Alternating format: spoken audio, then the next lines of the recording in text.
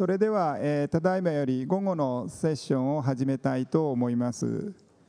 本日午前はですね、市場ということで小売そして卸の市場の発展を見てきました。この午後はまず最初のセッションで事業者から見たリスクマネジメントで、さらに午後の2つ目のセッションでは中長期の市場の価格変動と投資というテーマでいきたいと思います。では初めにですね、これから午後最初のセッションとしまして、マーケットリスクマネジメントにつきまして、ローランドベルガーのデニス・デュプーさんに基調講演をお願いしたいと思います。デニスさん、よろしくお願いします。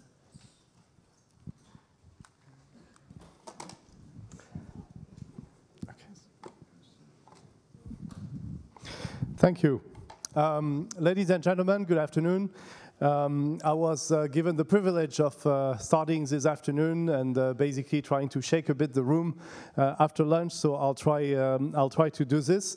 I was given the task of providing you with a landscape of energy market risk management and how ready you utilities, retailers, power generators you are with market risk management. Before that, just a few words about myself. I'm heading Roland Berger's Global Energy and Utilities Competence Center, and I'm based out of Shanghai, where I also run our Chinese and Asia business. I was not always a consultant, and I started in real life with French electricity group EDF. And I left shortly before liberalization of the European energy market because I wanted to live this from outside. And one of the reasons why I have interest in trading and risk management is because one of my first consulting assignments was to support the design, the feasibility studies, and the development and the launch of PowerNext, the French power exchange, which is a predecessor company of Apex Spot that you heard about this morning. And since then, I've helped quite a number of utilities to launch trading activities and to design risk policies. Talking about risk, usually people remember about risk when risk materialize, when risk actually happen. And actually, risk do happen. So accidents do happen. And then people start caring about risk and they start taking insurance or they start talking about risk management. And of course, in financial markets, as an example, a lot of risk have occurred. So I'll spare you the details of this page, but a lot of trading losses, a lot of mistakes, a lot of fraud as well in financial markets. But if you look at the second line, then we're looking at the oil and gas market. And again, a lot of trading losses, volatility in the last decades, black swans, unforeseen events that created risk and incurred losses for many players. And specifically in electricity or other commodities, traders also can be caught by surprise. So all these accidents have to do with risks that materialize, and in some cases, in most cases, were not foreseen and were not properly managed. Risks like volatility, like a sudden change in market circumstances. And if you look at commodity prices, they've been very volatile. You're looking at copper, corn, silver, and cotton here over the last 2 decades, and you can see that obviously there's been quite some price swings, different trends happening in the market due to weather, due to political events, but also internal problems at producers of these commodities, surge in demand, and what have you. This is the life of commodities, and energy is the same. So energy is also seeing a lot of volatility, and even more so with electricity. I think we've seen this curve this morning in Wolfram's presentation. This is Apex spot price since the inception of Apex. And as you can see, electricity is very volatile. Electricity is volatile simply because electricity, so far, cannot be stored. By the way, you can look at how this compares with the currency market, the foreign exchange market, which is somewhat less volatile than commodities and specifically energy commodities. Now, volatility only appears in liquid and competitive markets. And Japan, as we heard this morning, is only at the very beginning of this journey. Of course, there is a very active retail market with a broad diversity of profiles, as we've heard this morning, yet the volume is still modest.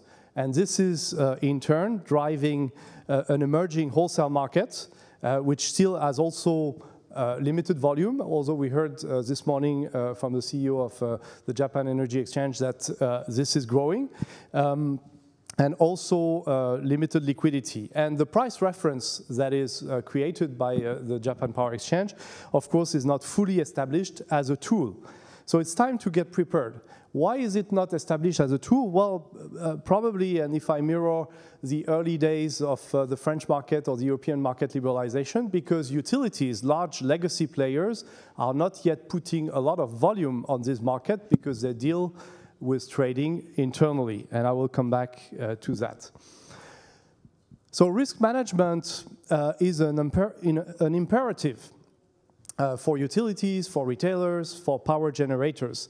It starts with the need to trade energy, physical or financial, well, to source power or fuel from suppliers, from other utilities, to sell to clients. We're basically selling volume of energy, but also selling price, different price formulas, and sourcing this from either the organized market, so the power exchange, or from other players in the market.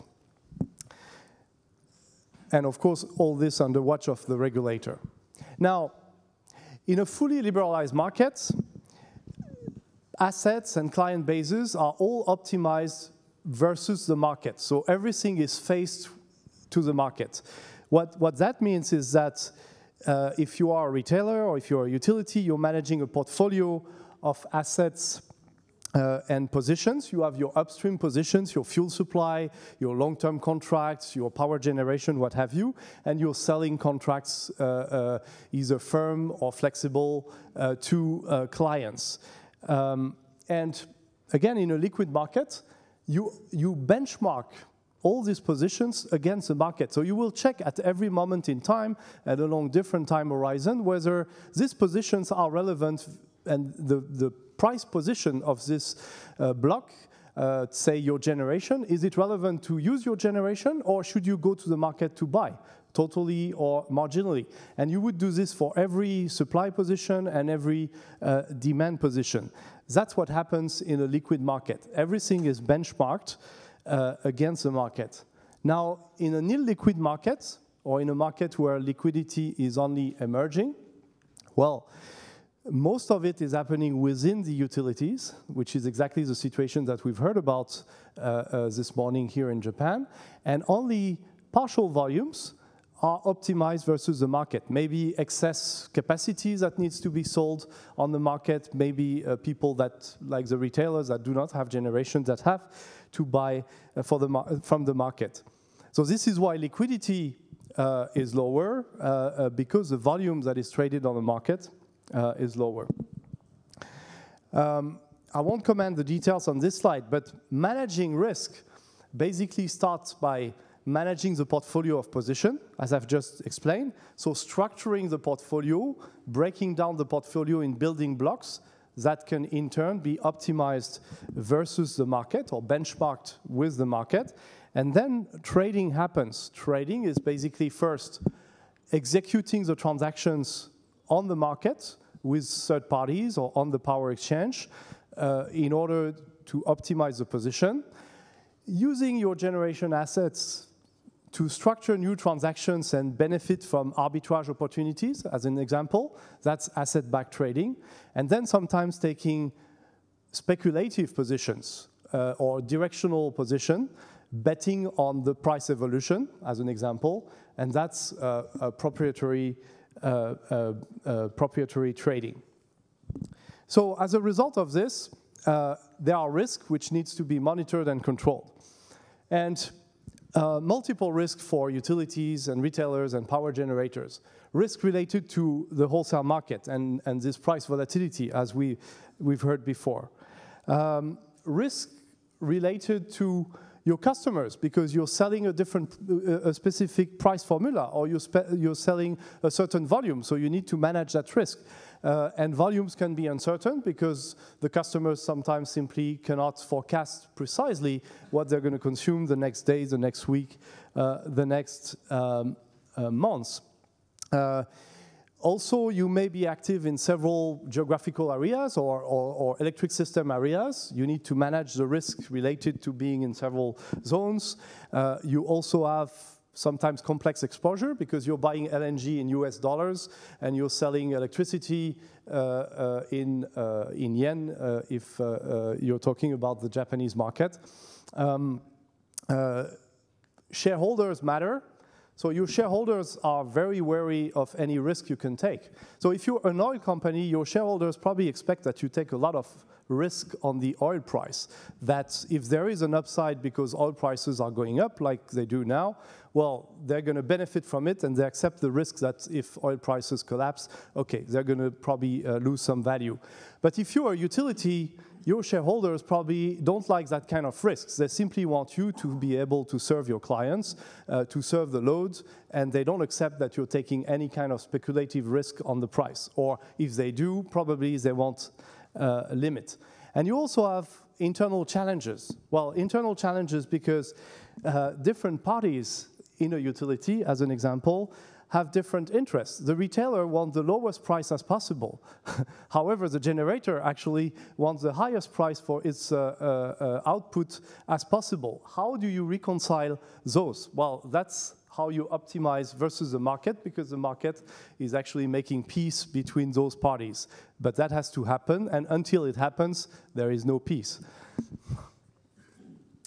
So let me tell you the quick story of this unfortunate client of Roland Berger, who 1 year, a small trading house, lost close to 9 million euro. Well, to cut a long story short, he lost 9 million euro because he lost 5 making a bet on prices of electricities, and actually that bet was unfortunate. He also had long positions, so a lot of oil products at a very high price, and unfortunately the price of oil decreased, etc., etc. So a combination of bad luck, ignorance, probably in some cases incompetence, but more fundamentally, no risk-return policy. So there was no risk policy basically giving a framework to avoid that this catch this player unprepared. So when we look at the root cause of trading losses, so those accidents, those risk accidents I was referring to, basically people lose money because risks were too high or risk control was insufficient. And risk is too high because, well, too large positions were taken as compared to the financial surface of the company or the kind of loss that it was ready to undertake. Or sometimes because the market view underlying, the modeling, the sophistication of the understanding of the market was also too little. And then risk control, well, sometimes because risk management framework was inadequate, so these people didn't see the risk coming because they had no tools to do that. Or sometimes they saw the risk coming, but it was not enforced. So there was no counterpower to simply say, come on, you've taken too much risk, so we stop here, we take our loss, and we go on with something different. That's why a risk management framework is needed. Here, this is a sort of full-blown risk management framework, maybe too sophisticated. Sophistication can be adapted when the market's developed. It starts with understanding what is it that you want to do. What is your risk-return preference? Do you have an appetite for risk because you're a hedge fund? Or do you have no appetite for risk because what is most important is that you serve your clients and that volume end up with your industrial and residential customers? You have to define this. Then you have to define how much you want to hedge, you want to cover your position, probably depending on how predictable you want your economics to be. Do you accept unpredictability or do you not? The second thing is identifying the categories of risk that you're exposed to. What is it that you're exposed to? What categories of risk? Then, of course, comes measurement and management through portfolio management and through risk controls. So I will skip, in the interest of time, a few pages just to illustrate the categories of risk here. What you're seeing here is a variety of external drivers like weather, which obviously has a strong importance on energy market risk. Because when suddenly it gets warmer, as we've seen this morning, everybody wants electricity or natural gas, or let's say electricity for warm, in the same time, and there's a good likelihood that prices will go up. So that's typical external driver, but there are also internal driver. It can be IT failure, can be a human mistake, as I've mentioned before, or can be simply that your model underlying your forecast is wrong, or happens to be wrong. And this will turn into different risk categories: market risk, related to price, to volume, possibly to foreign exchange. Counterparty risk: how creditworthy are your counterparties? Can you trust them when you trade? Your business risk, because you may be selling to companies that could collapse or be out of business and consume less than what was forecasted. So that's another category of counterparty risk. And operational risk. And this will have consequences, financial consequences, but sometimes strategic consequences. Because if your shareholders don't trust you to be able to manage the risk, they will not let you do the kind of transactions that you possibly need to do in order to carry out business.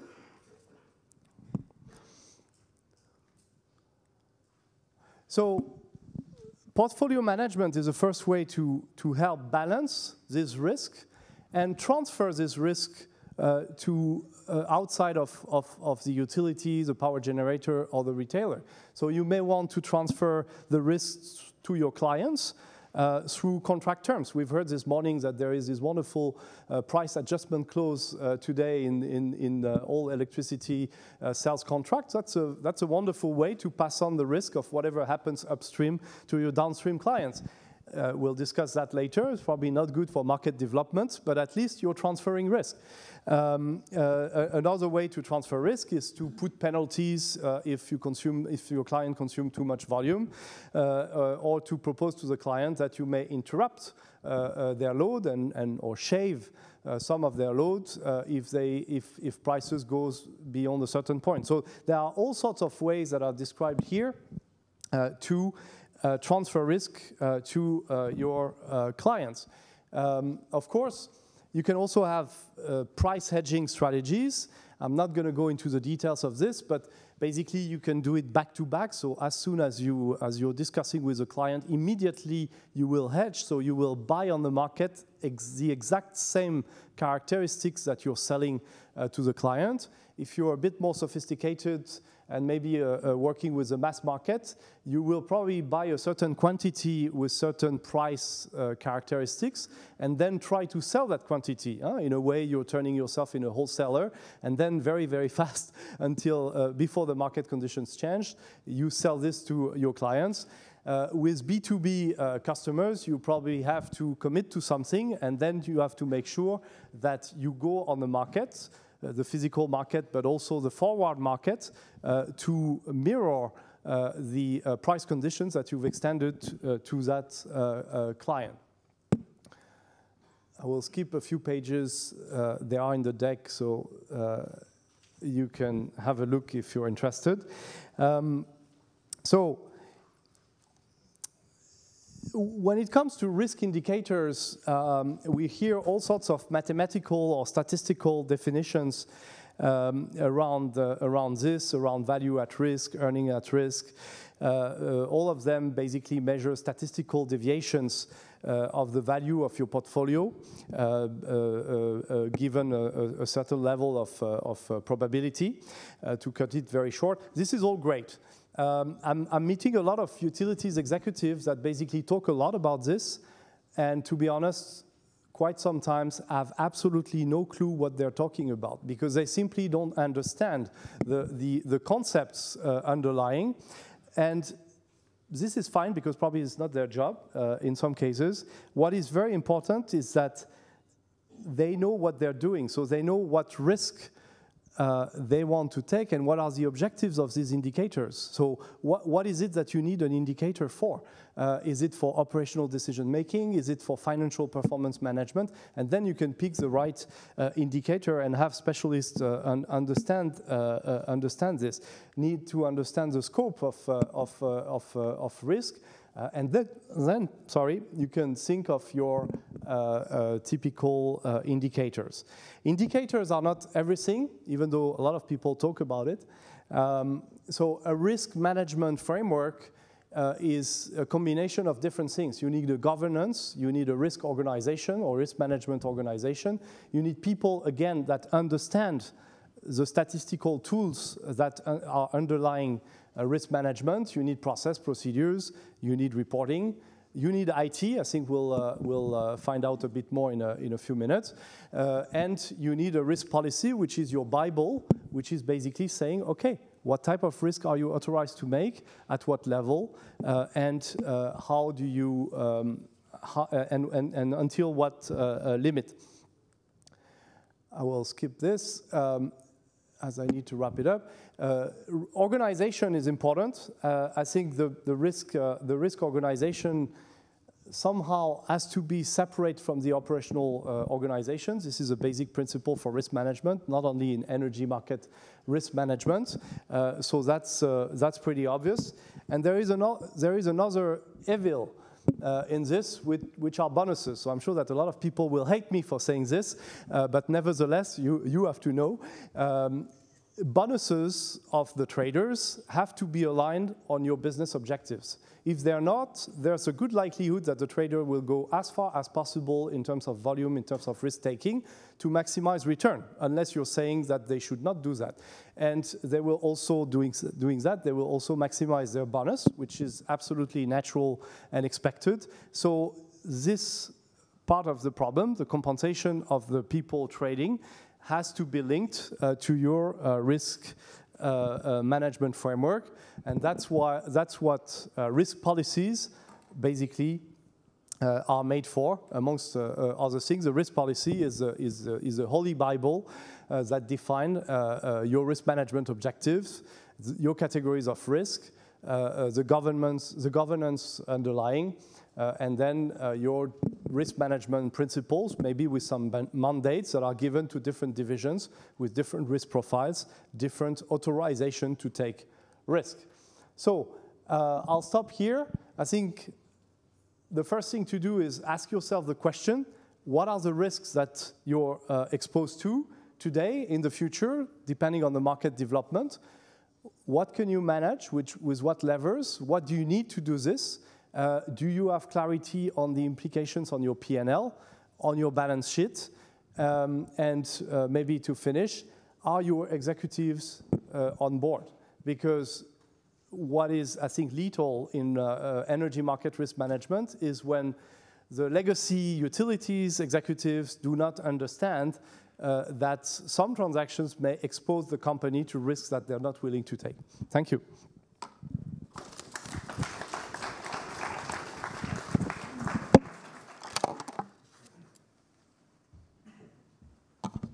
ドゥップイさんありがとうございました。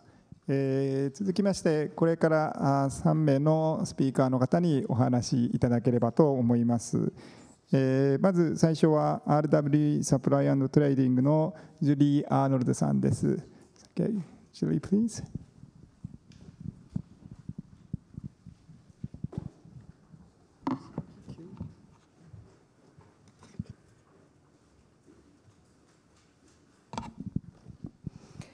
So today I've been asked to talk about risk management, and I've been working for 20 years as an energy trader. I guess it's not always seen that the trading department needs to be able to manage their own risk. You don't rely on your risk management department to do that for you. To be a successful trader, you need to manage your own risk. And that's why I'm still a trader after 21 years. So risk management is an extremely large topic, and we could talk about it all week. So I picked out a small section relating to energy price exposure.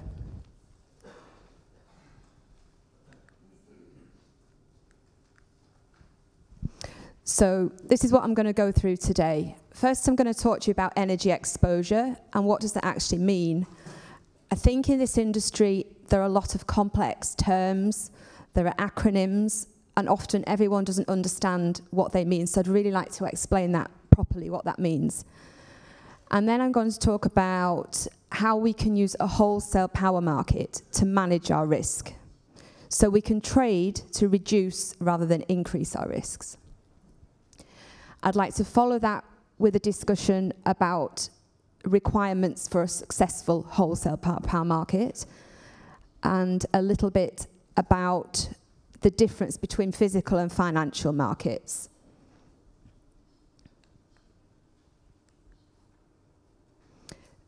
So I want to skip through this quite quickly, but I thought you might find it useful to know that my company, RWE, was in a very, very similar situation to a lot of the companies here now in the late 90s during deregulation in Europe, because RWE is one of the biggest utilities in Europe. So all of your experiences that are happening, I've had the same experience. RWE Supply and Trading, which is the subsidiary company of RWE that I work for, is responsible for all of the trading for the whole group of companies. So we manage the risk and we externalize and trade those risks, as well as doing proprietary trading. We do speculate. You're not supposed to use that word in Japan, but we do speculate on markets as well. But that was increased after we gained a lot of experience from trading the markets to manage our risk.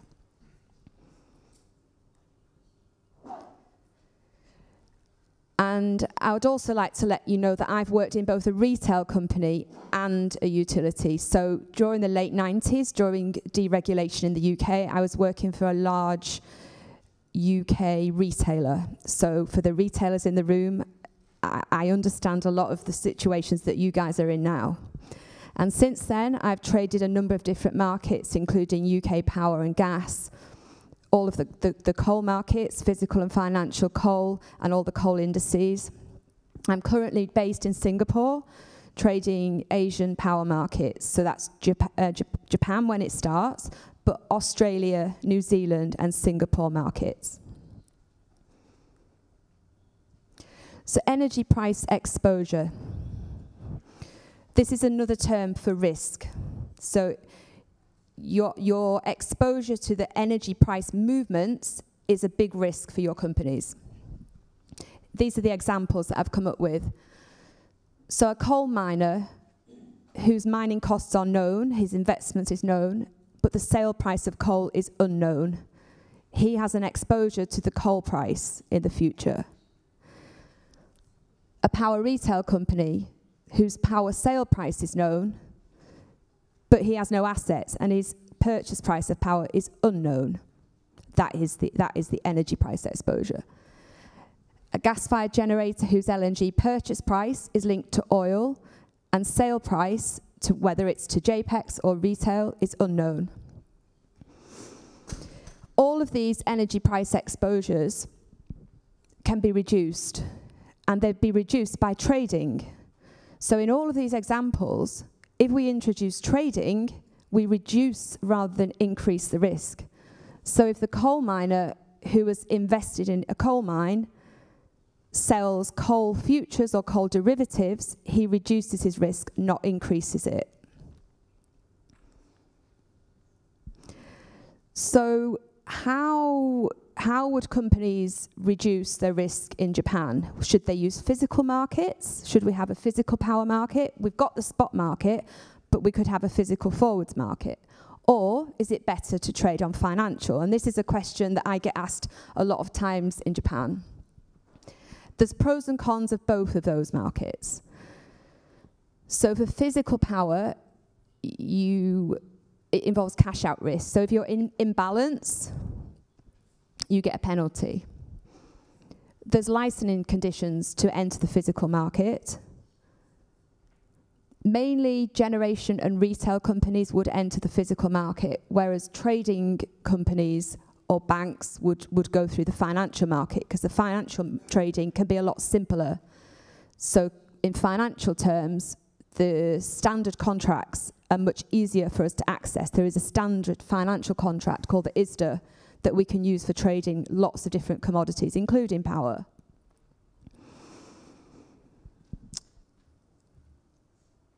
Another question I get asked a lot in Japan is, why do we need a financial market? What benefit will it give us as a physical company? We can just trade physical forwards.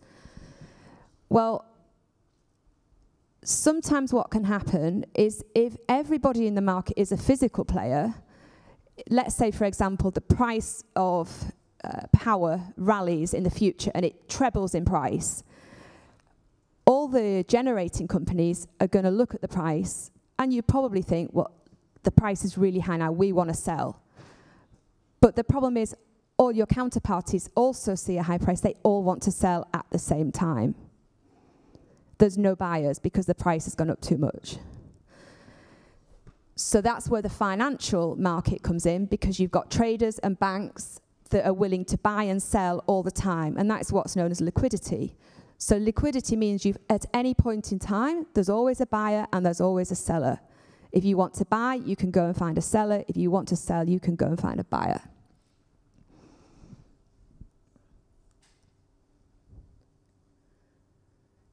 This is an example that was drawn up for me by Trayport. So the advantage of having physical and financial prices alongside each other, they're comparable, so they double your liquidity or treble your liquidity, because it brings more and more liquidity across the two markets.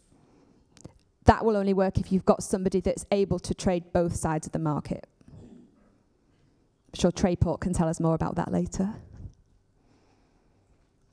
So what do we need? What do we need for a wholesale power market? I can't quite read this. I think that the number one reason why there is no power market already, no wholesale power market, is that because of the fuel cost adjustment system, a lot of the risk is placed with the end user. So utilities don't have too much reason to trade at the moment. As they lose more and more customers, they will have more and more price exposure, and they will have more need to trade. And as we heard about earlier, the losses of customers is continuing. So if fuel cost adjustment system was not there, and I heard a rumor that potentially it might disappear in 2020. I hear lots of rumors about various things. We need a reliable and transparent index. We've got JPX, which is increasing in liquidity, which is a good thing. But I think what we need for more independent trading companies to enter the market, the methodology needs to be very clear and published. And it's also important that if people want to use this solid index, which is clear and transparent, to trade future contracts using that index, we need to have certainty that it will not be frequently changed in the future. We can't invest a lot of money into trading and then every so often the formula is changed or the methodology is changed. Sometimes it's better to have an index that is not perfect, but just still to keep it unchanged, rather than make it perfect but change it every few months. It's not ideal. It doesn't attract people to trade in that market. We need a standard contract. Lots of markets around the world have the standard contracts. There's the ISDA, which is used for many derivative products. We have SCOTA, a standard contract for physical coal, all around the world. And in the UK, MBP for the physical gas, and GTMA was the contract originally for power.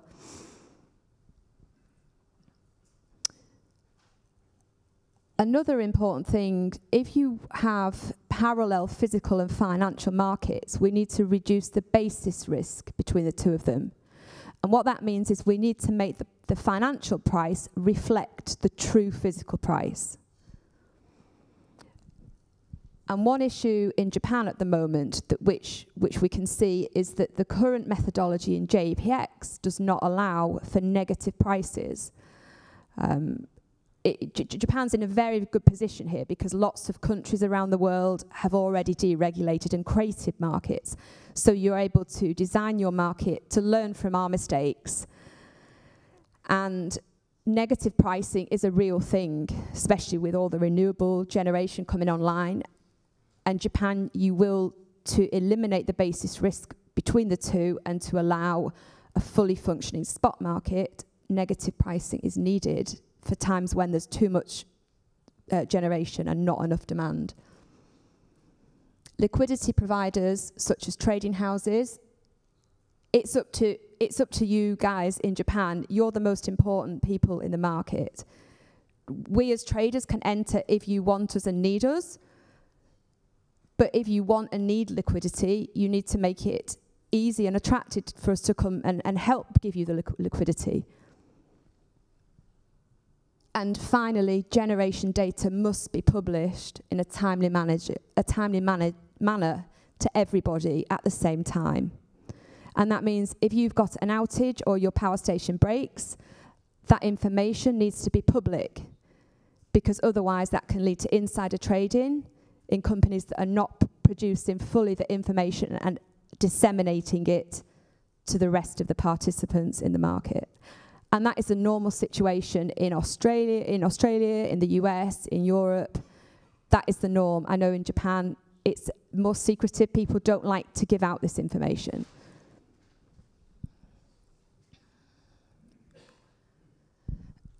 I'll go through this part quite quickly because I'm running out of time, but this is just an example to tell you about negative pricing. This was a news article from Europe a few months ago, where in Germany, customers had to be paid to use more power because there was too much generation coming from so many renewables in times of low demand. I've got some charts here that you can look at more at your own time, but the two circles represent times where one of them is a high price due to not much renewable generation, and the other one's an extremely low price where you can see negative prices in the spot market to cope with this. And that's another similar one I'm going to skip over. So in conclusion, following power market deregulation, a wholesale marketplace for power is crucial if you as companies want to risk manage. If you want to manage your price exposure, you need a wholesale power market. Physical and financial power markets can work in harmony together. It's not a choice of one or the other. You can have both. And as a positive, by having both, you automatically increase liquidity for everybody. Involving trading companies and banks in your market is a risk management tool, because these companies will provide liquidity and provide prices at times when there wouldn't normally be a price. It's up to you whether you want to let us in or not. There are other markets for us to trade if you don't require us. Good market design is essential to attract liquidity providers. Examples such as clear and transparent spot markets and negative pricing. And that's easy for you because you can learn from the other markets that exist. So do not ignore mistakes and lessons of developed markets. And if so, Japan could have the biggest and best power market in the world to serve industry and households with security of supply combined with competitive prices. Thank you.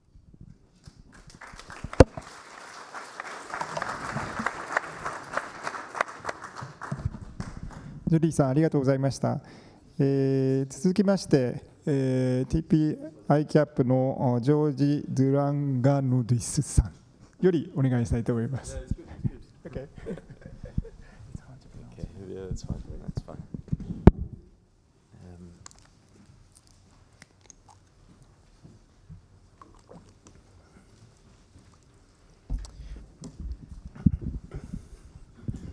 Good afternoon. Firstly, I'd like to thank Mr. Ogawa and all the team at MEDI for the opportunity to participate today.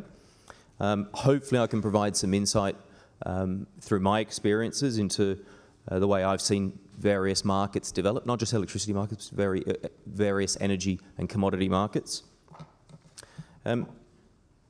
Given the format of today, where we get an opportunity to both present and also have a panel discussion, I thought I'd give you an overview of myself and my experience. I'll also give you an overview of the firm I work for, TPICAP, and then specifically around the various energy and commodity markets. I'm going to then leave you with some observations. I'm mindful not to sit here and preach, but I just want to give my views on what I have seen work and not work in other markets, and maybe you can take those away, and hopefully we can discuss them again during the panel discussion. Okay, a bit about me. I've spent my entire career as an interdealer broker in the over-the-counter financial and energy markets. I was extremely fortunate to be part of the European energy market deregulation. I moved to London from Sydney in 2000 and entered a world which was rapidly developing. I saw firsthand power, gas, coal markets, carbon markets developing. It was happening quickly. We had the experience. We were blessed with the experience of the US firms. We were talking about this yesterday. It wasn't just Enron. It was Enron, AEP, El Paso, Williams, Dynegy. They all turned up in Europe. They were all there to provide liquidity, make markets. The marketplace was extremely pro-markets. I've also seen, I was fortunate, as I said, I was fortunate to see that development. I've also seen along the way some markets that required either clear legislation or a clear industry champion from the trading community to drive market developments. Again, one take would probably be early days of thermal coal. There was a fundamental shift away from once-a-year pricing. BHP was very clear in their actions very early days in the coal market, where they wanted to change the way they were pricing, and in that became a champion and provided liquidity for the market. It was a perfect environment for trading at the time. I've also seen some markets who have just stumbled along and crawled along, and some have really just have never got off the ground. The ones that have never got off the ground don't have industry buying. It's almost a market that is forced upon an industry that it doesn't want. So I think that that's an interesting point from my experience around this room and in the industry participants about how much of a open, transparent market you want. So let me give you a bit of an update on who we are as a firm, and then maybe that will, I'm assuming most of you have not heard of who TPICAP is, so I'll go through it a bit. So our role as an interdealer broker is at its core, is to match buyers and sellers of financial, energy, or commodity markets. Our role is to help create liquidity. We provide insight and context to our clients by facilitating price discovery. We do not take any trading positions. That's for the likes of Julie at RWE to take. We are there to facilitate that process. We're neutral. We're independent. We independently facilitate these markets. And I think it's that independence that allows us to provide a lot of data and analytics to our clients, allowing them to trade with some confidence. So TPICAP. So we were created by the merger of the world's two largest interdealer brokers, Tullett Prebon and ICAP. Tullett Prebon acquired ICAP's voice broking business at the end of 2016, and we're now one of the largest liquidity providers in the world. TPICAP is the group company.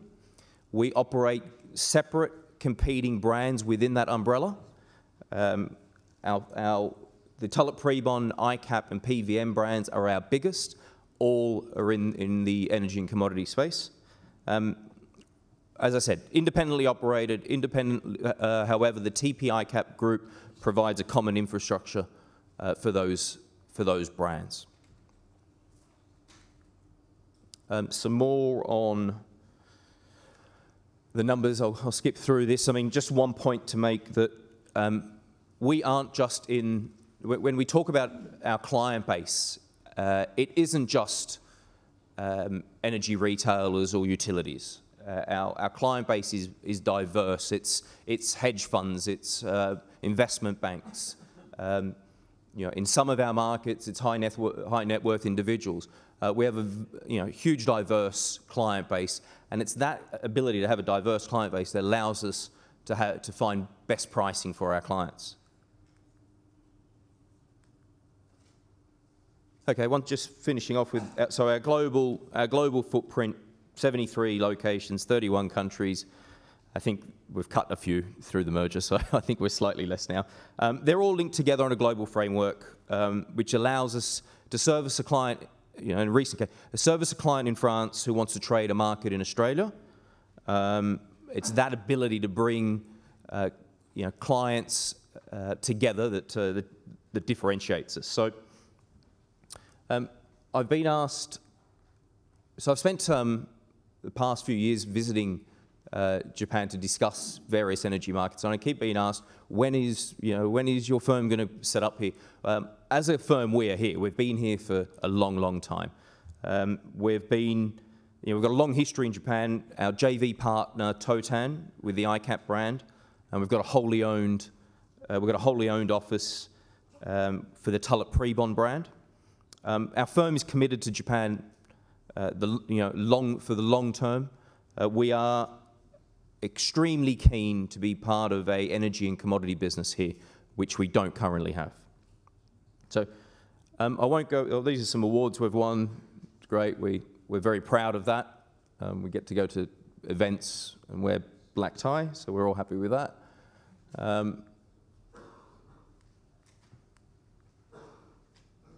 I'll skip through that one. Okay, so let me focus on the division of which I'm part of. And maybe the lessons learnt of running a diverse product offering business. So I'm going to follow on from Dennis and Julie's presentations. We don't just focus on the electricity markets, and you can't just focus on one sector, on one market, and ignore the energy ecosystem that allows it to thrive. And I think that this is sometimes when we hear about the volumes in a particular electricity market, we have to also appreciate that global oil markets, coal markets, LNG markets all play a part in providing the liquidity into that electricity market.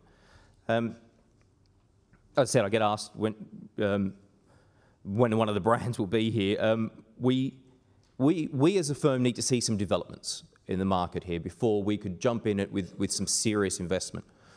So I want to share some of those thoughts with you, and I'm sure we're going to take it on to the panel discussion after.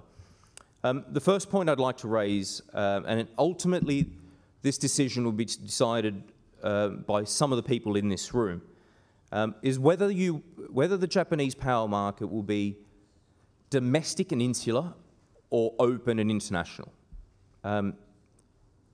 Regulation will determine that to a large degree, but the way incumbent participants behave within that market will also dictate that. Will the market structure create an accessible, transparent market which potentially allows an LNG trader sitting in London or sitting in Singapore to provide liquidity for the Japanese market? I mean, is the marketplace going to be set up in a way to allow and facilitate that? It should do, in my view. A coal trader in Australia who has no real direct exposure to electricity here, but sees it as a way of managing their coal exposure and taking a basis risk on that. And this is an environment that allows that is beneficial. What barriers of entry will be created, if any? I believe there will be some barriers, but at what level? One thing we've seen, and it was mentioned in a previous conversation globally within energy and commodity markets, is the investment banks have taken a step back in market making and providing liquidity. I think my view is most of it was driven by the Dodd-Frank legislation, so therefore hopefully over the next couple of years we bring some of that back. Actually, we've seen it in some of the markets that they're re-entering. We've seen a huge increase in commodity market making funds or energy market making funds who have no assets, they're there to provide liquidity and find value and efficiencies of markets. Now that can't be, that's not a bad thing.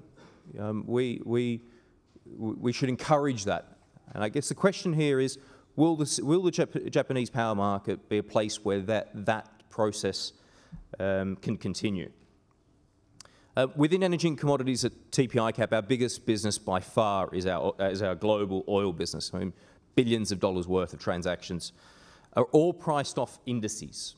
So most of it being Platts. So I guess that brings me to the second point that I'm sure we're going to raise again during the panel discussion, but the importance of indexation and the accessibility of those indices. So in order to develop derivative contracts to help mitigate price risk, it does need to be a transparent, trusted, consistent benchmark. Following on from Julie's comment, and I guess that will be decided once again by some people in this room. Will we have an environment where there is no grey area around it? There is consistency. We enter into a 12-month contract knowing that we're pricing against an index that isn't going to change tomorrow. The methodology of it, it is going to be consistent, and we can have trust in that process. Is the index fit for purpose? The other point which just comes to mind is the accessibility of that index. In all our markets internationally that we operate, a lot of them that we operate, the index is generally licensed to an exchange or a clearinghouse model. Without the ability to license an index, no one's going to list a contract. It's as simple as that. So we can talk about having robust, transparent, open processes around indexation, providing that to the market and licensing that to exchanges or to participants who want to reference that price in bilateral trades is paramount.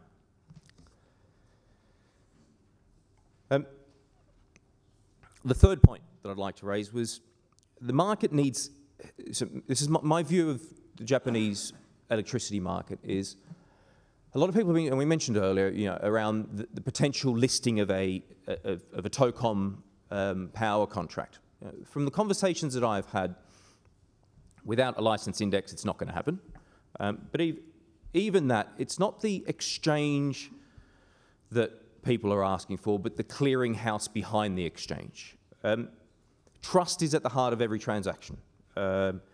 We saw that following the global financial crisis, that it was a loss of credit trust between counterparties that really moved and developed us into the CCP model, the central counterparty clearing model.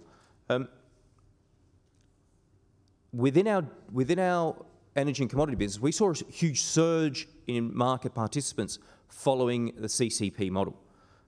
Some of these clients who weren't around prior now are our biggest liquidity providers. So in my view, it's the CCP model that has allowed for growth, not the fact that it's moved on, pricing has moved on to an exchange. Almost all our business at TPICAP is transacted off exchange. It's either registered at the exchange or given up as a block future to the exchange. Clearinghouse, in my view, needs to be Japanese.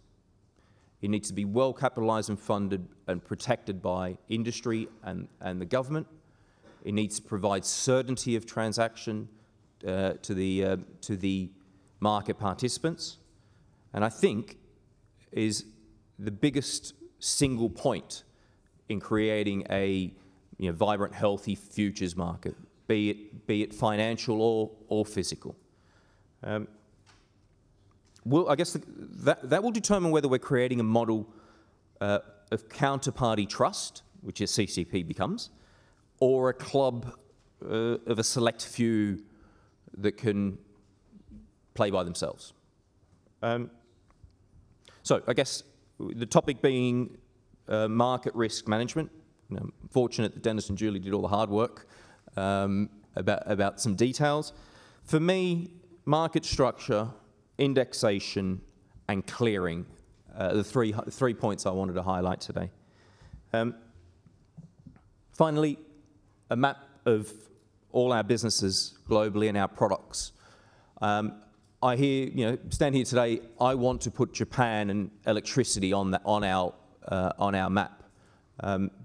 But there needs to be a lot of work before I can properly invest in those businesses. So I look forward to our panel discussion.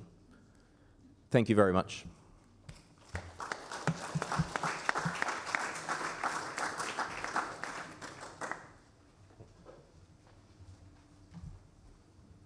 ジョージさん、ありがとうございました。続きまして最後のスピーカーになりますけれども、トレイポートのリチャード・エベレットさんにお願いしたいと思います。Okay.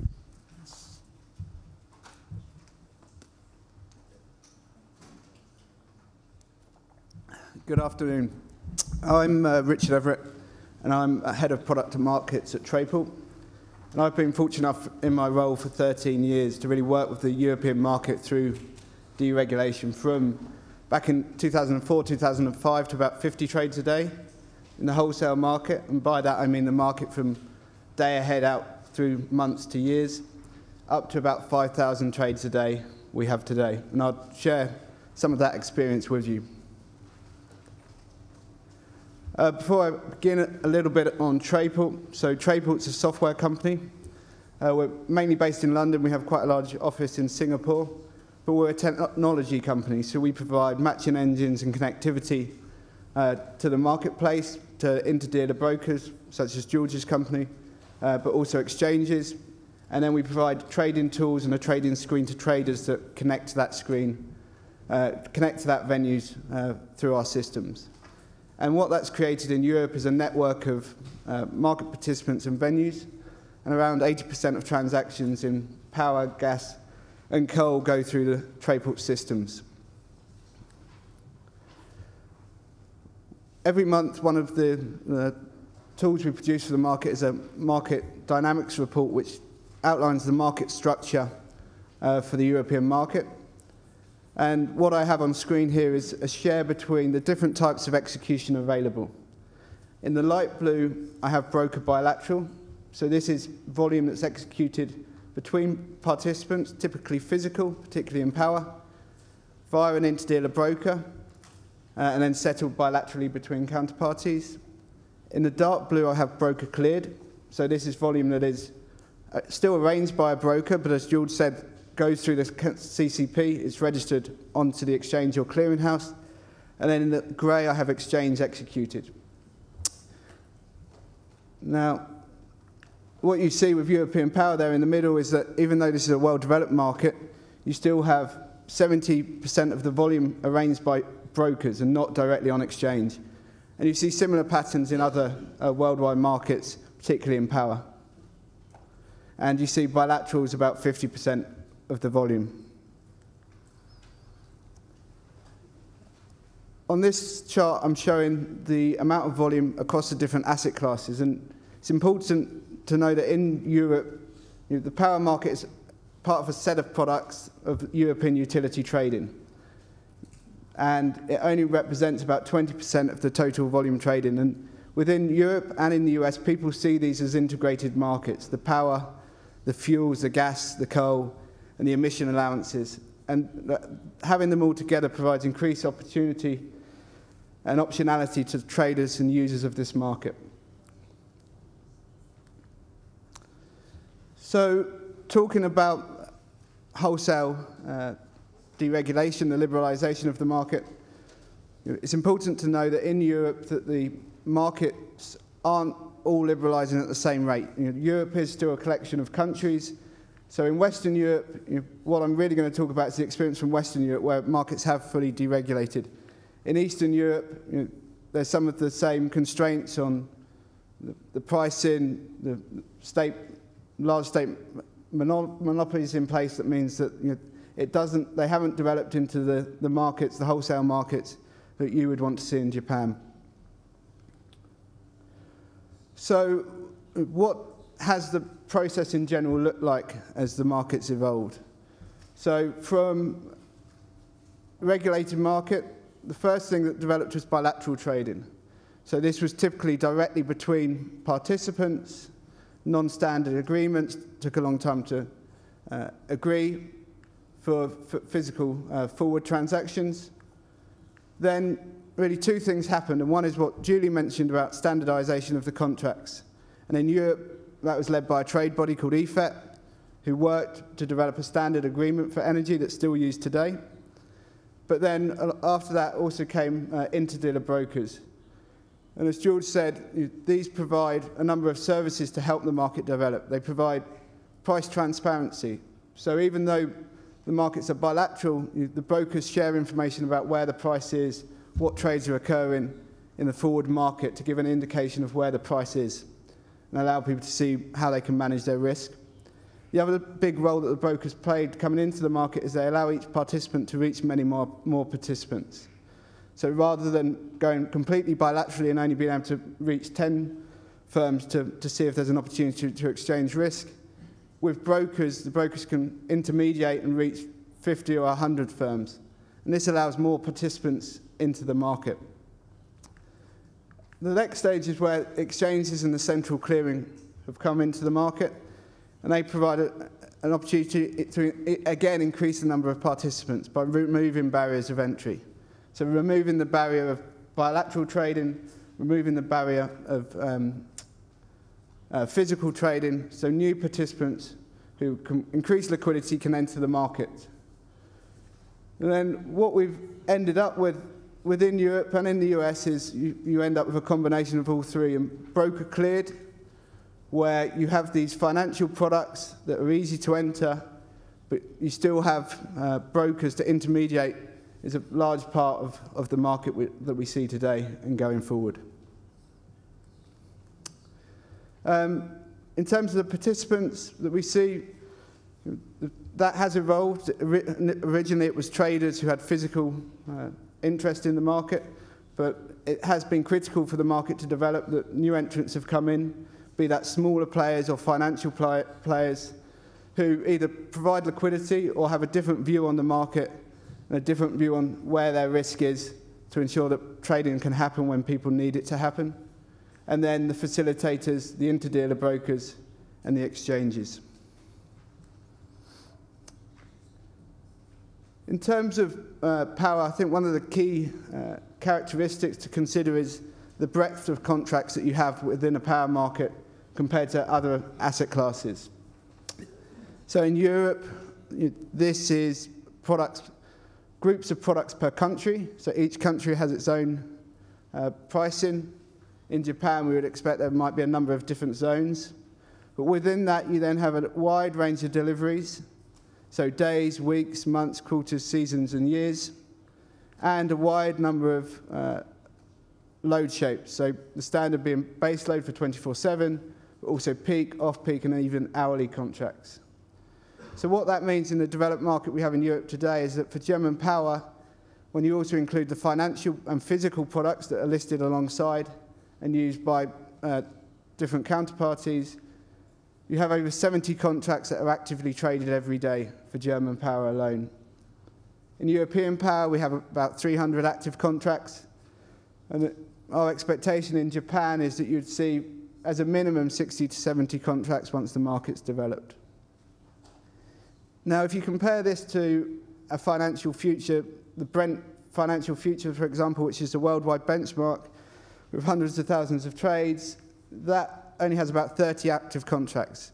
So what you have in power is you have much fewer numbers of trades, 5,000 trades a day, but over 300 active contracts compared to Brent, hundreds of thousands, over 30 active contracts. And that's where the role of intermediation with brokers really comes in, because brokers are there to help bring together buyers and sellers when the liquidity isn't there for fully electronic trading. So why are all these products necessary? So it allows people to manage their physical exposure that they have. So with a load shape that they might have to need to hedge, the market allows people to come into the market and trade the elements in the wholesale market to hedge their position. And in Europe, this can be a mixture of physical and financial futures. Trading firms do use them interchangeably between the two if they have access to both, and price being the key driver. And it can also be some more non-standard products to hedge as close as possible their physical exposure. So just to round off, how is operationally this managed? Typically, when you walk on a trading floor in Europe, and I've been lucky enough in my role to be on most of the energy trading floors within Europe, you're going to see a trader sat between about 6 and 8 screens. And on that, he's going to have screens for market data and execution. And these OTC markets, these bilateral markets, are transparent, and I'll show you the screen. They're going to have news, instant messenger, charting, Excel, the risk management tools of their ETRM. They're also, in all of the desks that I go to, still going to have a turret or a set of lines out to their brokers. And these markets are typically a combination of on-screen presence and voice and IM. And I expect that's what you will see as Japan develops. In terms of what the actual trading screen looks like, and this is a Trayport screen for German Power, you have the different load shapes going across the top, and then going down you have all of the deliveries. And each of these pink prices represent a buyer or seller in the market. And this was, when I took the screenshot yesterday, had 45 active contracts with prices on, with buyers and sellers in the market looking to exchange risk. If I look at particular contract, this is the depth of book for the front month German Power contract, and you can see there's almost 50 buyers and 40, 45 sellers in the market. And what you can see, if you knew how to look at the screen, is that you would have the bilateral market alongside the financial market. So the system allows people to bring together both the physical and financial market in one view and be traded as one set of products, depending on your needs as a trader. So what will it take for Japan to develop to a point where it's got a screen like this that's a mixture of physical and financial futures? I think all of the major structural issues that other people have talked about today are key. But I think in addition to that, the realization that really to manage risk successfully, there's going to be a high number of contracts, and that's going to need some form of intermediation. You're going to need those financial and physical products alongside each other, and probably a long way off, but having a market for the fuels as well as the electricity is key. Thank you.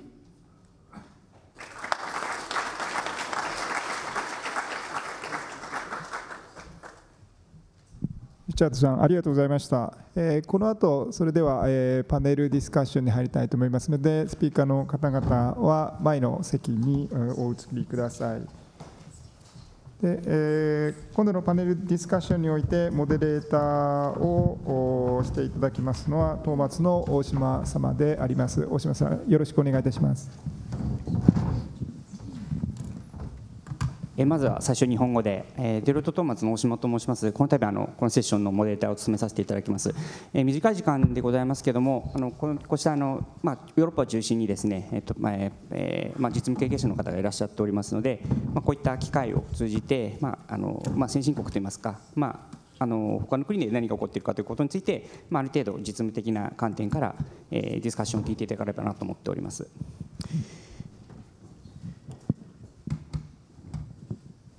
So, thank you for presenting your each presentation.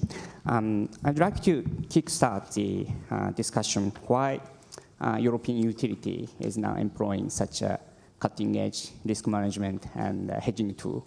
And as Richard's presentation, in the final page, it says there's several access to the market data and the ETRM tool. It's like a trading room. And so I think majority of this audience is looking at that presentation. Oh, that is a bank's trading room. It's not actually happening in Japanese utility company. So I think it's very hard to imagine such a situation comes into Japanese market very soon. So maybe I would like to ask Dennis about the French experience. I think that maybe it's a French experience is quite similar to the Japanese market, and maybe you have many lessons to be shared with us. Thank you. Yes, indeed. I think the situation here in Japan bears some similarity with the French experience back 18 years ago when it all started. There are few large integrated utilities in Japan, but there were even fewer in France. There was basically one for electricity and one for gas. So how do you start a market when you're alone? So they were not completely alone. But I remember from that time when we were starting to create the power exchange, one of the key questions is, okay, what is it that we're going to trade? Because 95% of electricity generated in the country basically is done by one player, namely EDF, the monopoly. And there were a few other players. There were foreign players with some capacity to import power in the market, but that was all limited. So one of the key questions at the time was basically whether EDF would bring some liquidity. So I think, of course, for the legacy utilities, it is very difficult to conceive that the world is changing and that, therefore, the way they run the business has to change. It's not happening overnight. And it was the same for EDF. So EDF suddenly had to realize that instead of cooking everything internally, part of it had to be optimized in a more transparent way on the market. And therefore, EDF itself had to bring some volume on the market. So it started very small. It started very smoothly by basically selling some excess power that was available. But that was already some liquidity. And guess what? It was not used for the French market at the time. It was taken by Electrobel, the Belgian utility, or by the Spanish utilities to basically feed in their market, because nuclear power was, at that time, relatively cheap in France, and at least it was cheaper than what was available in Germany or in Belgium or in Spain. That's how the market started. First, bilateral transactions, and when the power exchange started to operate, then it started the market. But gradually, I think, the legacy utility in France and also in neighboring countries realized that their interest was actually to control that process. And otherwise, the regulator, the government would simply intervene and say, okay, we cannot claim that we want a competitive retail market, but all the power generated is in one hand. So some of it has to be on the market. So either you want it and you simply accompany that movement and it works fine, and that's what happened, or the regulator has to force the utilities to create that liquidity. And I think Japan is already taking that direction, that voluntarily the utilities are creating some liquidity. That has to accelerate. And it's in the interest of the utilities, but they need to be ready for it. Thank you. Julie, do you have any advice and suggestion to the maybe for utilities company to how to use this kind of financial instruments, hedging instruments such as future and forward? Because it is at this moment, Japanese market is now, Japanese government itself is now preparing for introduction of the future market. But at this moment, it's very not clear how to use it, how it is useful. So could you please explain based on your experience and the past several Yeah, I think decades. I found it very interesting what Gustav was saying earlier about he's spoken to some board members in the utilities regarding the fact that they've lost so many customers in such a short space of time. And I remember in the office reading on my Bloomberg terminal a few months ago that the loss rate of customers had exceeded, I think it had gone up to 12% in one of the regions. And I was just shocked. I put myself in the position of the board members of the utilities and thought, what must you think? You must need to find another way to sell your power. And the same thing happened to RWE. In Germany, during deregulation, we lost customers very, very quickly. And what RWE did to mitigate those losses is they immediately knew that if they helped to create liquidity and become the market maker in the futures market, it would be another way to sell their power from the generation, to sell it much quicker. So if we cannot sell it to retail customers anymore, because those customers have gone, and that is not going to change, the longer you wait, the more losses of customers there will be. So we reacted in a very different way, and RWE had, actually my current boss, who is the board member, one of the board members in Germany, he was the trader on the German power desk at the time, and he'd previously worked at a bank, so he understood how to be able to market make and get that market started. And that's how RWE, I mean, you saw, again, on a different side, the share price of the utilities in Europe. We did lose customers, we did lose money, and the share price went down.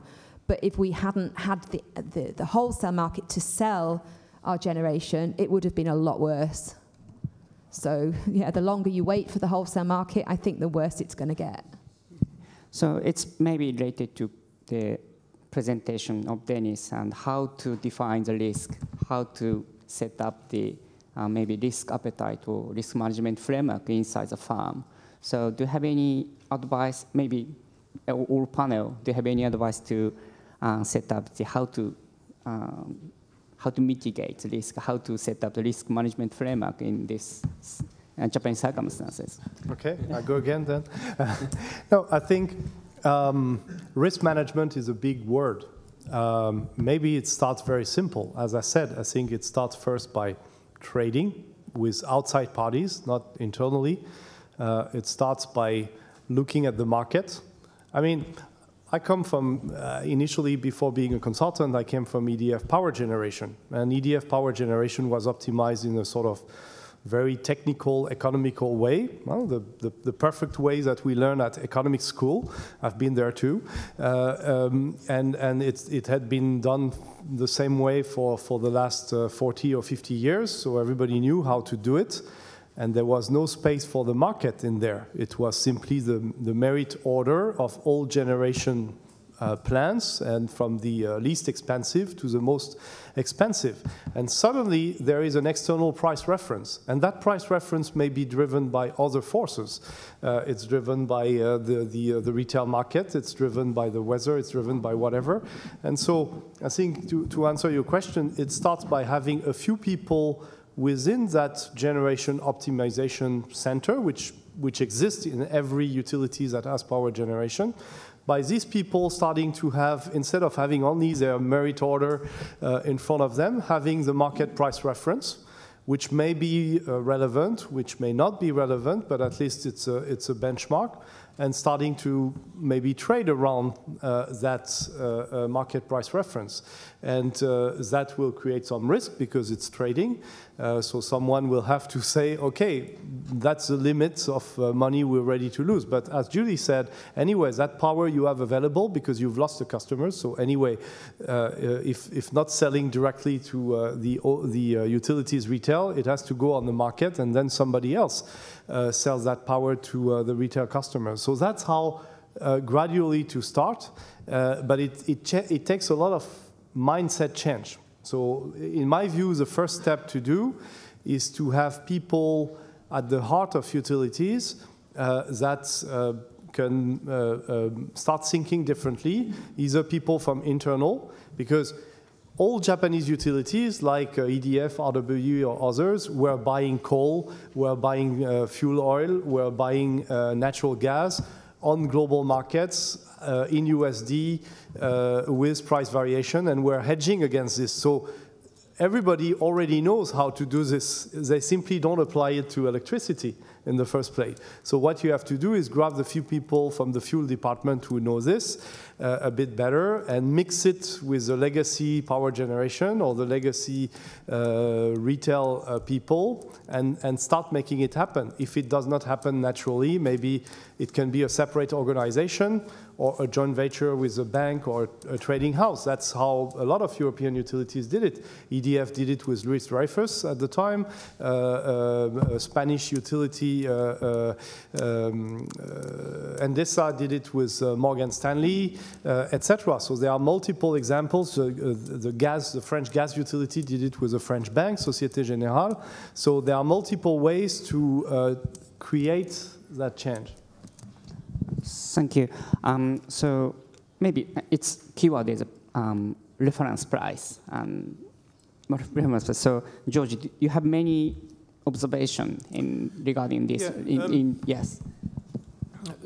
Maybe go back one step to the conversation around. I mean, listening this morning to the retail conversation, when we talk about risk, contracting 12 months out as a retailer in Japan and having to go to the day-ahead market to mitigate that risk is a lot riskier than trading. I don't believe. A few people have said to me along the way, we don't know about, the market doesn't know how to trade. Absolutely, the Japanese market knows how to trade. They trade all sorts of things. This is an advanced society with good financial structures. So I believe that people will find an excuse not to trade if it's outside of their existing comfort zone. But when the point comes where they have to, there's enough skill set within the marketplace to do that. We talk about indexation, and I guess JPX is the most relevant in this instance. And their business is to provide a day-ahead market where buyers and sellers can come in and do their business. And from that, they create a reference price. Now, that's great. There's a few things with that. We talk about the methodology. As Julie said, we both traded the coal market. There's arguments to say that some of the coal indices back in the day were not fit for purpose, but the market absorbed them and took them on board and dealt with you're never going to get a perfect hedge, so you work around that. But to have a futures market, that index needs to be definitely needs to be licensed. And I think the situation we have, from my understanding, and again, forgive me if I'm wrong with this, but this is the way I interpret. We have two different organisations. One regulated by two different parts of METI. I'm not here to upset METI today as one of their guests, but it's creating a world where we're not working efficiently together. The market, the industry works on ensuring that the index is of substance, and the financial markets then take that index and make a futures or forward curve and forward markets of which we can trade off. Without that collaboration between the index provider and the exchange clearinghouse, we can't turn up to provide liquidity in the futures market. So I keep referencing the importance of the index. It's the use of that index that's extremely important in this case. Okay, thank you. So as an index provider, of course, JPX is more important, but how about you, maybe your interdealer broker and Richard is your software provider. So do you have any observation regarding the Japanese trading infrastructure point of view?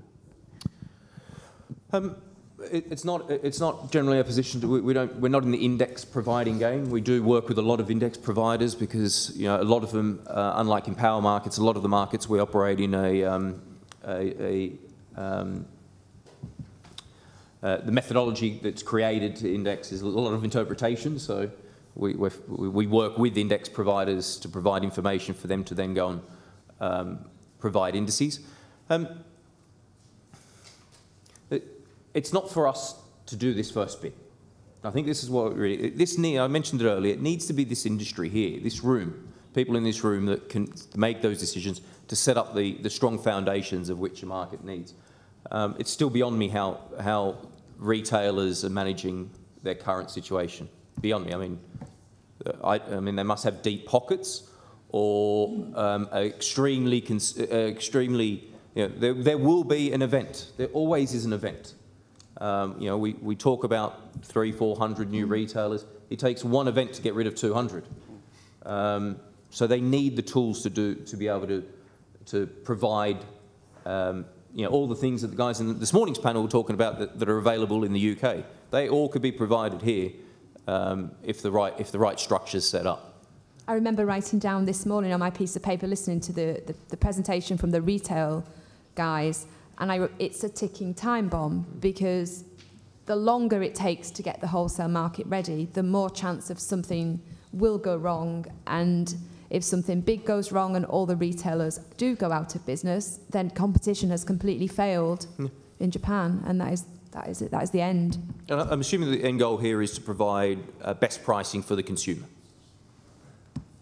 Should be. You know, that should be what we're doing, and you know, markets will find the best pricing if they're allowed to do their work. Now, absolutely, in the right controlled environment framework, we don't want to go back to a world of pre-Enron. You know, I think we've moved on from those world anyway, but you know, controlled, structured environment where everyone knows the rules, everyone knows what's expected. We need to have that sort of environment. I get the impression as well that it feels like the Japanese companies I've spoken to, they've always got lots of questions, and they're trying to come up with the perfect market design on day one. And it feels like nothing will happen until everything is perfect and ready. But actually, that's not normally how it works. It's if we can start off really small, even with not perfect design, and make some trades, then you can make the decisions as time moves forward and improve it over the years. There will never be a perfect design that can start. So if it's not going to be possible for you guys in Japan to give us a futures market, as we've said, it keeps getting delayed. I'm not really clear why it hasn't happened, but if you can't give us a futures market to trade, how about METI make it easier to let trading companies join the physical market? At the moment, it's not allowed to join the physical market without having an asset in Japan. So I can't provide liquidity on that physical market. So either give us that, and then we can make a start and we can provide liquidity on the physical.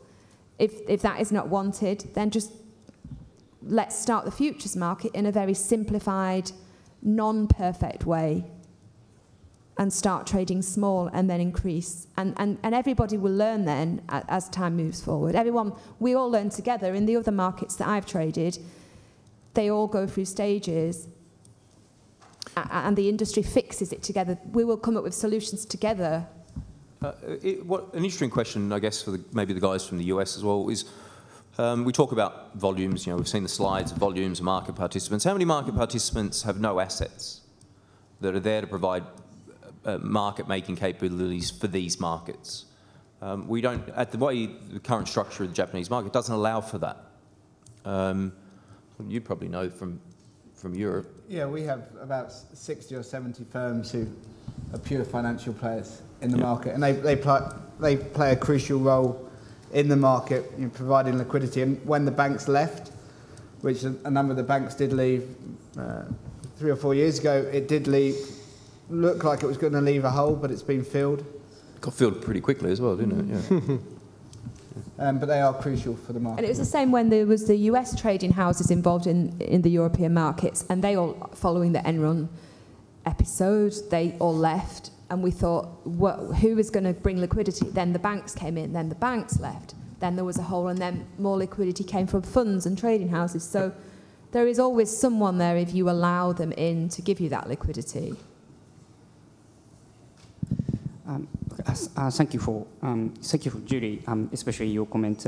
Japanese is too perfectionist, and yes, I have to admit it. It's admirable that you're looking for perfection. But as an example of perfectionist is the French one. I think I would like to ask you, Dennis, how to cope with this stigma of a perfectionist in French, based on French experience. Well, I very much echo Julie's comments on having a stage-by-stage development. I think one of my observations of the early days of the French market, you have to remember that France has had its monopolies, that also at that time the government was totally not in favor of liberalization of the energy market to start with. So even the retail competition was not accepted by the government at the time. It was mandated by the European Union, so the French government had no other option than actually implementing it. But there was no political willingness. And actually, I would even remember that the first law that was passed was defining trading in a very, very narrow-minded way that was you could buy power for resell, which basically meant that you could not buy more power than what you would resell, which in a wholesale market to create liquidity is a very stupid, let's name things, very stupid way of calling trading. So we had to find a way. I think one of the things that helped a lot, to echo your comment, Julie, was to have all industry participants, the utilities, the transmission system operators, the French transmission operator, the Belgian transmission operator, because the Belgian system is obviously close to France, some of the banks, some of the foreign utilities, RWE at the time, E.ON, some others, all sit together in a series of working groups that were moderated partly by the regulator, partly by the French stock exchange, which was also part of this initiative, to create the power exchange. But actually doing that, even though the objective was to create the spot market and then to create a future market, actually it helped create a forum for discussion of all the market participants all together, convince the authorities. The government started to realize that actually it was not such a bad thing. So maybe they had no political willingness to do it, but actually the market participants were ready for it, including the legacy utility. And think of it, I mean, EDF was quite reluctant at the beginning, but now EDF trading is certainly one of the biggest and most successful trading houses in this world. So I think it took a lot of steps. What helped was really putting people together, so not only the government, not only the regulator, not only the power exchange or the what would become the power exchange, but actually everybody, and let these people talk. And then gradually the spot market emerged. I think the future market took an additional 2 or 3 years to emerge. The gas market took 5 years to emerge. So it took a lot of time, but it's now all there and it's functioning. Okay, thank you. So of course, mindset is very important and keyword, and it's very difficult to change it immediately. But how about the different entity, different organization, for example, banks and securities firm? Do they have any role? And do they have any opportunity to, when looking at Japanese market, electricity market, not now, but in the future, a few years? How do you think about that? Do you mean, do they have a role in trading the market Trading or market, in designing yes. it? Exactly, trading market, yes. Yeah, maybe. Absolutely, yeah. The reason why trading companies and banks want to be able to trade Japanese power is because we have exposures in the other commodities, for example, LNG and coal, traded on a global basis. And Japan power is so key to those global markets because Japan is enormous in terms of demand for oil, gas, and coal. And the decisions that are made by Japanese companies actually influence the price of the fuels. So, for example, in the coal market, every year when Tohoku do their negotiation with Glencore to fix the price of coal, all the coal traders sitting in their desk in London or Germany, wherever they sit in, they're waiting to find out what decision is made in Japan. And so to be able to be part of trading that market enables us to learn about it as well. And it's just part of the jigsaw of the global commodity world, and it's a big piece of the jigsaw. So yes, there's a lot of appetite. Thank you for pointing out. And I think that's a very good news for maybe Japanese bank or securities firm, because they have the already trading house in the financial derivative and financial product, and they have also exposure to the commodity and some portion of energy. So maybe just, I think, I don't know how many people here in audience has a financial institution, but this is also good news for Japanese financial institution as well. So, for example, RWE or any other international player, do they have any interest in entering into Japanese market, or what kind of strategy do you have in mind? If we're all ready to go. Yes, of course. Market structure, market design for the futures market is key for our decisions. We get that right, and we see a template that says that it's going to be open, transparent. We can do what we do in this environment, leverage our international client base, and our leverage our LNG business, our coal business, and move here. We would definitely be here. At the moment, it seems like I'd be losing money by turning up to the party before anyone's turned up. It just feels that there's some big steps that need to be made, and maybe some things need to be moved along quicker by METI. Maybe that's who needs to speed up the process a little bit, because leaving it to the incumbents to make that change at the pace of which we would like, I suspect we're going to be waiting longer than we'd like to. Yeah, I would add to that I think having more international players or having international players actually participate in that market would be a good thing for risk management, because that means that you will have a broader diversity of interest as compared to only the incumbents, physical players such as utilities or retailers, and the incumbent financial players such as banks and securities houses and trading houses. You would have a variety of other players with different interests, probably with a different sophistication level, different practices, and that will help spread the risk. I think that's an observation in other markets, especially in Europe. It has happened. That's what financial institutions bring, but not only. Obviously, the large trading units of the utilities have a role to play, and I would totally echo that. I think they're all waiting for something to happen to be able to do this without being too exposed in a market that is not welcoming enough and where they have a risk of being squeezed out or marginalized. Okay, so my last question is maybe the hottest word and hottest jargon or buzzword is ETRM in this Tokyo electricity and Tokyo utilities market.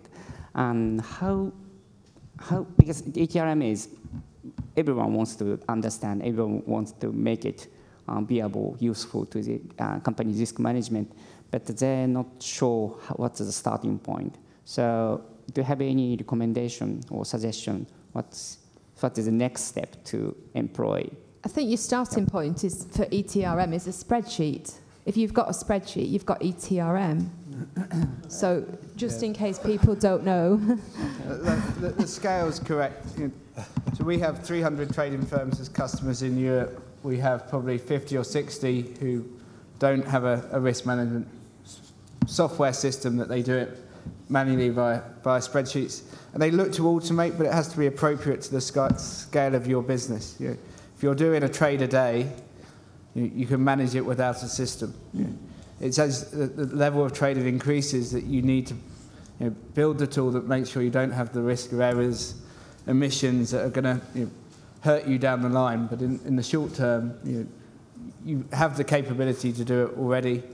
We're aware that there's certain systems that you already have for the physical market, the spot market, that probably have some of the capability that an ETRM has. And I think it's easy to get lost in a world of ETRM is this huge complex beast, but actually there's small components within that might be relevant to your business, the risk management being one component of it, and that's something, as Julie said, you can start with on a spreadsheet. It's another example of let's wait until everything is perfect before we do a trade. So we can't trade because we have no ETRM. So we'll go to tender to buy an ETRM and spend millions and millions of yen. And the tender takes 2 years. And then they buy an ETRM and they find the ETRM doesn't do what they thought it would do. And that's an ongoing process. So the ETRM has another project to change it, to make it more suitable. And we're still waiting for a trade. We've had an ETRM for many, many years, at least 20 years, and it still gets changed all the time, and that is never perfect. There is no perfect ETRM. So no matter how much money you spend on it, it still won't work. You have to have one, and even if it is a spreadsheet, that's your decision. But no matter how much you spend, it won't work. Yeah. You have to make the best of it. It's, we see this with ETRMs, we see this with surveillance systems, which is a big topic in Europe at the moment. And one side is the software and getting the software installed. The other part is, and the more complex part that you need to get right first, is getting the right people. So you have to have the right people in the right roles for risk management, and then select the right system, or the right process, and then the right systems that work within that. Okay, so lesson is Japanese way of perfectionist is always handicapped in this area as well.